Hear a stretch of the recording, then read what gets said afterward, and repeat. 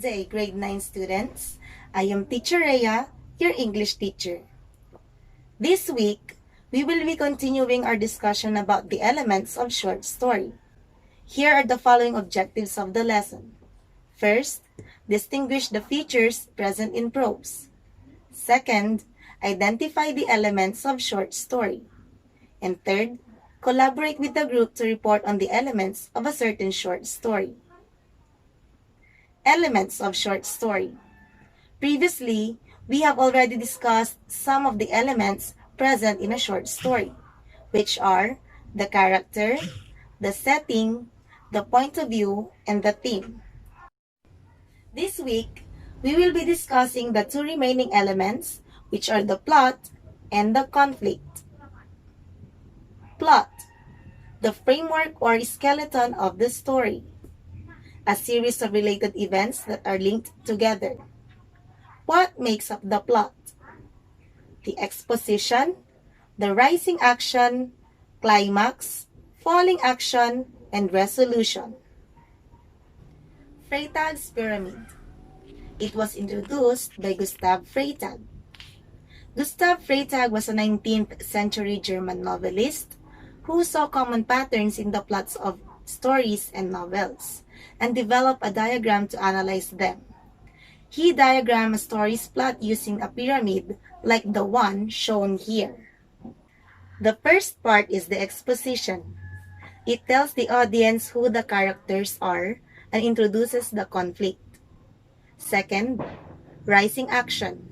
It normally begins with an inciting incident or a moment that sets your story into action. Third, climax. It is the most exciting or suspenseful moment when something happens to determine the outcome of the conflict. Fourth, falling action. This is the time to start resolving conflicts and subplots so your story doesn't feel rushed in the last few chapters. This is also where any conflicts that arose as a result of the climax can start being resolved. And the last part is the resolution. It is the end of your story where you can tie up the final loose ends and bring your story to its happy or tragic ending, otherwise known as conclusion. Let us know the plot of the story Cinderella using the Freytag's pyramid. Exposition.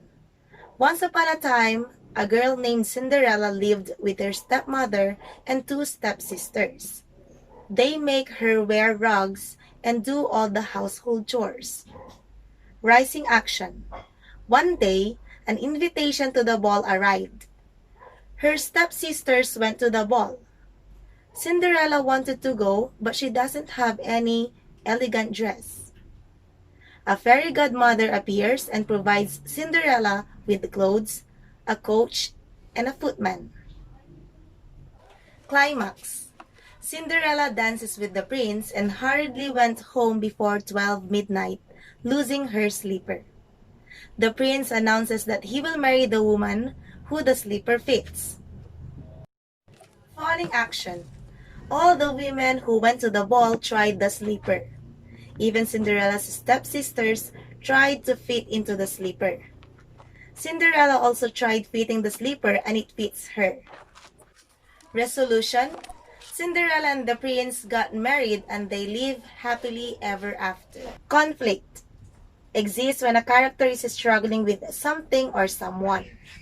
We have two categories of conflict, namely external conflict and internal conflict. External conflict. It is caused by something outside the character.